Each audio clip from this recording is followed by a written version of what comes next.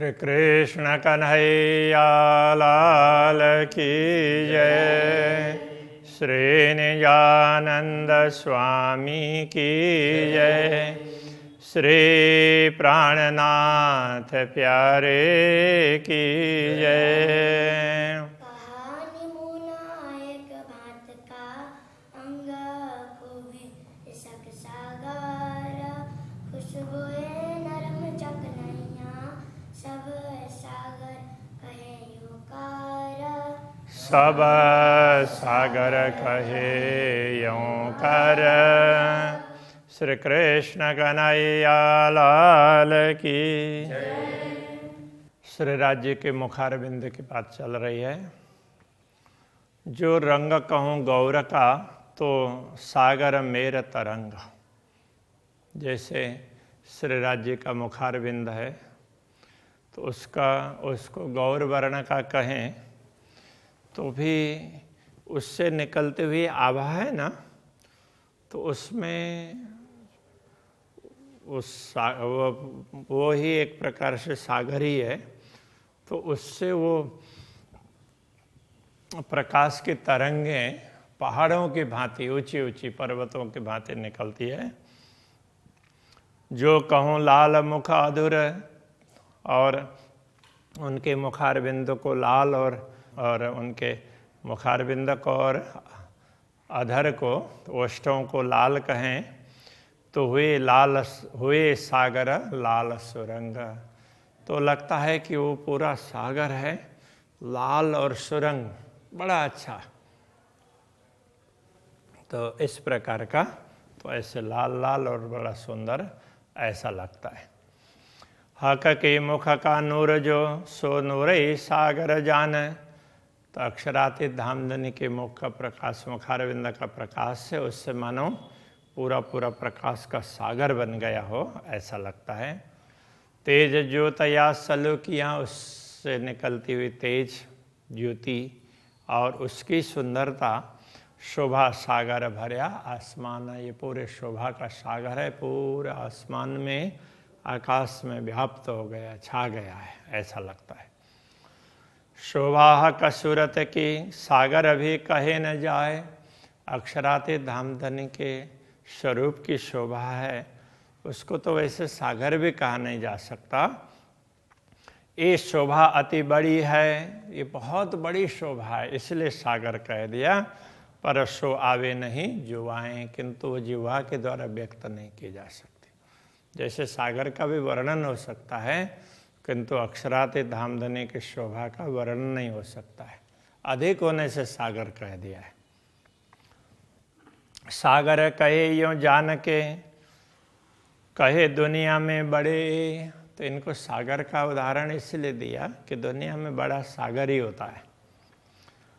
पड़या सागर से ना निकसे कई अंग शोभा है न वास्ते। यदि सागर में कोई गिर जाता है तो उससे वो बाहर नहीं निकल पाता, वही डूब जाता है वो। तो ऐसे ही अक्षरातीत धामधनी की शोभा कोई देखने लगते हैं तो उसी में वो खो जाते हैं। तो इसलिए कई अंग शोभा इन वास्ते, इनको श्री राज्य के इन अंगों की शोभा सागर की भांति इसलिए कहा है। यूं लग्या आशिक एक अंग को सो तहाँ ही हुआ गलतान। जब अनुरागिणी आत्मा श्री राज्य के किसी एक अंग का दर्शन करती है तो तहाँ ही हुआ गलतान, वो उसी में खो जाती है, समा जाती है। इनसे कबू ना निकसे तो कहे सागर अंग सुभाना। तो उससे कभी भी वो बाहर स्वयं निकल नहीं पाती है। तो इसलिए अक्षरातीत धामधनी के अंगों को सागर कहा। जैसे सागर में भी कोई डूब जाता है तो वो बाहर नहीं निकल पाता है। तो यदि उस सागर ही उसको बाहर निकाल दें तो निकल पाएगा, बाकी अपने आप तो नहीं निकल पाता है। तो इसी प्रकार ब्रह्मात्माओं को भी अनुरागिणी आत्माएं श्री राज्य के स्वरूप का दर्शन करती है तो एक एक अंग का दर्शन करते उसमें खो जाती है। तो जब अक्षरातीत धामधनी चाहेंगे तो उससे बाहर निकाल करके उसको दूसरे अंग का दर्शन करवाते हैं। ए रस रंग उपले केते कहूँ कई विध जिनस जुगत। इन सागरों में से श्री राज्य के अंगों से जो भी रस प्राप्त होता है, उनका रंग है, ये बाह्य दृष्टि से कितना कह करके क्या कह पाएंगे। कई भी तो जिनस जुगत, उसमें तो विभिन्न प्रकार की सामग्रियां हैं। फिर देख ही बार बार देख करके भी वही देख सकते हैं, देखते ही रह जाते हैं। रुए क्यों न होए तृप्त, कितना भी देख लें आत्मा कभी तृप्त नहीं हो पाती है। सहज अंदर के पाइए मुख देखे हक सूरत, यदि अंदर दृष्टि से देखें तो अक्षरातीत धामधनी का मुखारविंद है, वो पूर्ण ब्रह्म परमात्मा का ही तो स्वरूप है, ये समझ में आएगी। तो इसलिए वो पूर्ण स्वरूप है। रस बस एक हो रही जो रूहे माहे खिलवत, और ब्रह्मात्माएं जो श्री राज्य के सानिध्य में हैं वो भी उनके ही अंगस के अंतर्गत है, उससे अलग है ही नहीं। तो श्री राज्य के अंगों की शोभा बताई नहीं जा सकती है, तो ब्रह्मात्मा उसी अंग में से है। तो इसलिए तो उसका वो सब एक रस हो जाती है। जो गुनाहक के दिल में सो मुख में दिखाई देता, श्री राज्य के हृदय में जो गुण हैं वो उनके मुखारविंद से पता चलते हैं। सो देखे अरवाह रस की जो इत हुई होए सावचेत, तो जो परमधाम की आत्माएं इस नश्वर जगत में जागृत हो गई हो तो इस बात को समझ पाती है। मुख बोले पीछे पाइए जो दिल अंदर के गुण, मुख से बोलते हैं, जो मुख बोले पीछे पाइए, मुख से बोलते हैं तो फिर समझ में आती है। जो दिल अंदर के गुण, दिल के अंदर के गुण हैं, मुँह से बोलेंगे तो पता चलेगा ना। पर मुख देखे पाया चाहे, तो अनुरागिणी आत्मा तो क्या चाहती है, देखने मात्र से, दर्शन करने मात्र से उन गुणों को जानना चाहती है।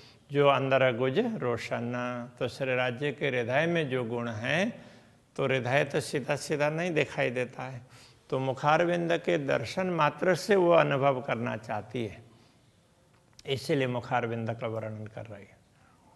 जो गुण हृदय अंदर सो मुख देखे जाने जाए, जो हृदय के अंदर विद्यमान गुण हैं वो मुखारविंद के दर्शन मात्र से जाने जाते हैं। ऊपर सागरता पूर्ण ताथे दिल की सब देखाए, कि ये ऊपर सागरता पूर्ण का तात्पर्य, तो मुखारविंद की शोभा इतनी विशेष है, वो सागर की भांति पूरे पूर्ण है, इसलिए ताथे दिल की सब देखा, इसलिए वो दिल के गुण भी उसमें से दिखाई देते हैं। मुख मीठा सागर पूर्ण, मुखारविंद बड़ा मीठा है, मधुर है और पूर्ण सागर की भांति पूर्ण है। मुख मीठा सागर बोल, और दर्शन मात्र में भी मिठास है, और बोलते हैं वाणी तो उसमें भी मिठास है। मेहर सागर दृष्टि पूर्ण, उनकी कृपा दृष्टि पड़ती है तो वो भी तो सागर की भांति पूर्ण दिखाई देती है। लई इश्क सागर माहे खोल, तो वो ये सारे के सारे प्रेम के सागर में खुल जाते हैं। कहने का तात्पर्य तो सारे प्रेम के सागर में सब समा जाते हैं। यों गुण सागर केते कहूँ जो देखत सुख के रंग, इस प्रकार श्री राज्य के गुणों को सागर की भांति कहाँ तक कहें, जो देखकर सुख के रंग, वो सुख के रंग, उसमें सुख ही सुख दिखाई देते हैं। कई सुख नहरें किरना चले, तो उन ऐसे अनेक प्रकार के सुखों की तो नहरें चलती है, उसमें से किरणें निकलती है। कई सागर मुख सुख तरंगा, तो ऐसे अनेक प्रकार के सागर, वो नहर भी क्या है, वो सागर की तरह से ही है, और उसके सुख की अनेक तरंगें निकलती है। तो जितना देखते हैं उतना आनंद आता है, कहने का तात्पर्य है। कई रस रंग एक गौर में, एक रंग माहे कई रस,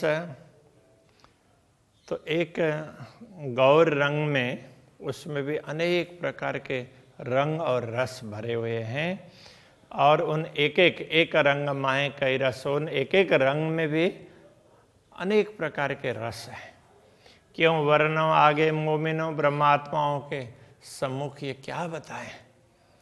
इस मुख मासु का अजीम अरस, ये मुखारबिंद है। प्रियतम पूर्ण ब्रह्म परमात्मा परमधाम के स्वामी हैं, उनका मुखारबिंद है। इसका क्या वर्णन कर सकते हैं।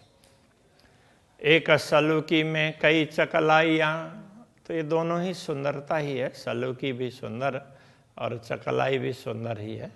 तो एक शोभा में ऐसे कई सौंदर्य दिखाई देते हैं। एक चकलाई कई सलूका, ऐसी एक सौंदर्य में भी ऐसे कई प्रकार की सुंदरता शोभा दिखाई देगी। ये स्वरूप कहते आगे मोमिन ब्रह्मात्माओं के सम्मुख अक्षरातीत धामधनी के दिव्य स्वरूप का वर्णन करते हुए दिल होता नहीं टूक टूक, ये दिल टुकड़े टुकड़े हो नहीं पा रहा है। दो तरफ शोभा कान भूषण, बीच नासिका शोभे दो नयन। अब कहते हैं दोनों तरफ कान के आभूषण है और बीच में नासिका। तो मुखारबिंद में दोनों तरफ कान और उनके आभूषण है, बीच में नासिका है। नासिका के दोनों तरफ नयन कमल सुशोभित है। तिलक नीलाट अति उज्ज्वल, तो नासिका के ऊपर ललाट में तिलक बड़ा उज्ज्वल है। दो अधुर मधुर मुख बैना, तो दोनों अधुर हैं, दोनों अधर से मधुर, दोनों अधर युक्त मुखारबिंद से मधुर मधुर वाणी निकलती है। शिर मुकुट एक भांत का, क्यों कहूँ जुआ रंग नंग, तो सिर में मुकुट है वो भी एक भांत का। कहने का तात्पर्य एक अलग ही प्रकार का है, ऐसा कहने का तात्पर्य। क्यों कहूँ जुआ रंग नंग, तो इस जिह्वा के द्वारा उसमें जो नग हैं, रत्न हैं, उनके रंगों का क्या वर्णन करें। ना देख सकूं नूर नजरों, तो उनमें से निकलने वाला नूर है न प्रकाश, उसको दृष्टि से हम देख भी नहीं पा रहे हैं ढंग से। कई किरणें उठे तरंगा, उनसे निकलने वाली किरणें हैं, उसके अनेक प्रकार की तरंगें उठती रहती है।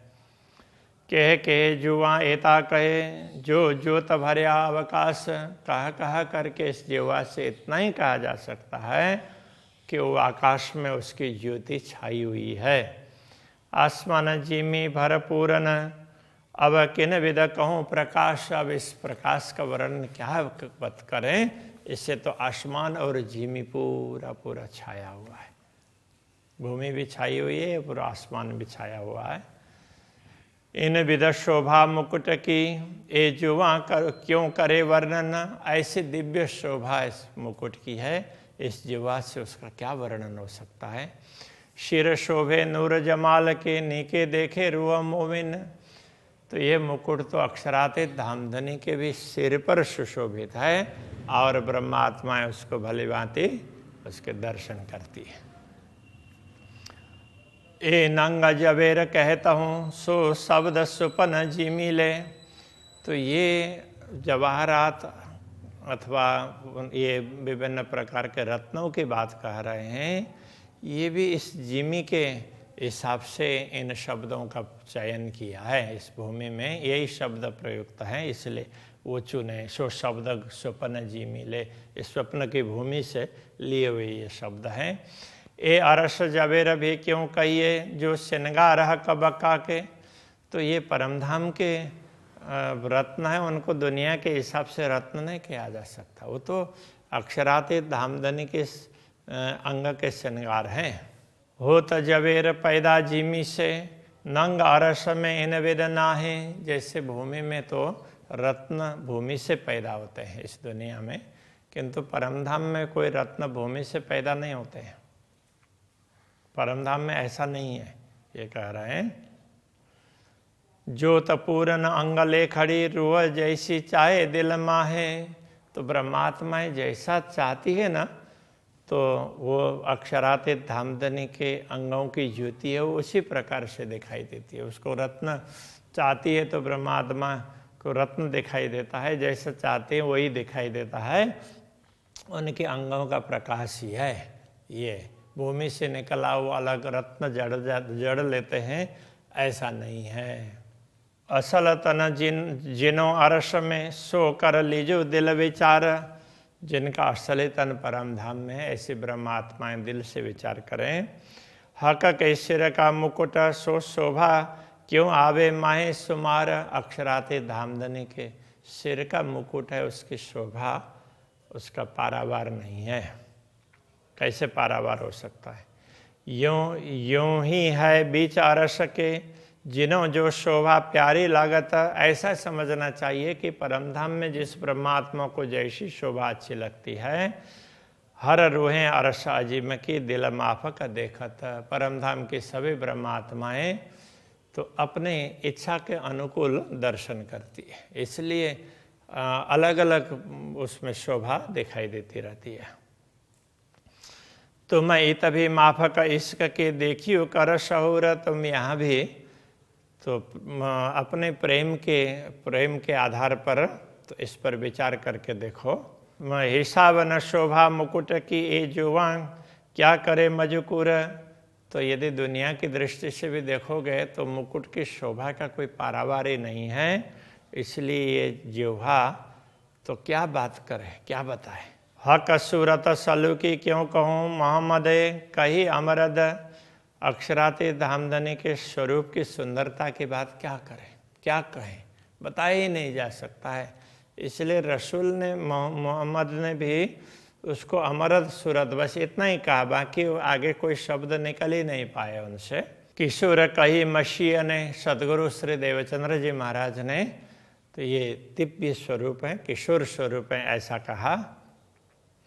शोभा कही न जाए माए हद, क्योंकि अक्षराते धामधनी की शोभा इस नश्वर जगत में बताई नहीं जा सकती, इसलिए थोड़ा ही बताना पड़ता है।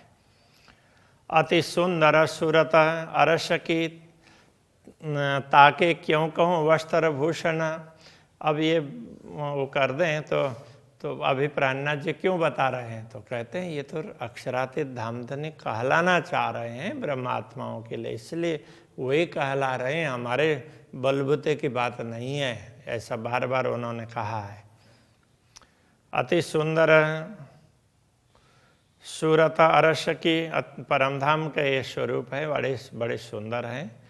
ताके क्यों कहूँ वस्त्र भूषण, उनके वस्त्र और आभूषण की क्या बात करें, वो भी बड़े सुंदर हैं।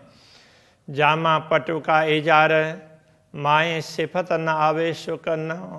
अक्षराते धामधनी के जामा पटु का इजार, इन सब की बात करें तो माए सिफत न आवे सुकन, ये सब इन वचनों के द्वारा बताए नहीं जा सकते, तो शब्दों की सीमा में ये नहीं आ सकते।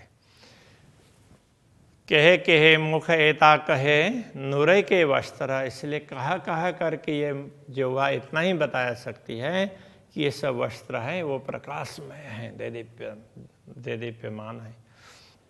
मैं कहती हूँ बुध माफक, ज़्यादा जुआ चले क्यों कर। मैंने अपने बुद्धि के अनुसार कहा है, तो इससे अधिक तो मेरी जिह्वा नहीं बता सकती है।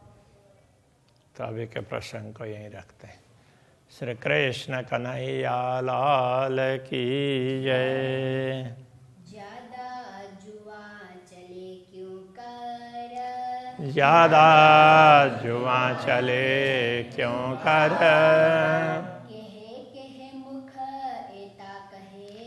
कहे मुख एता कहे,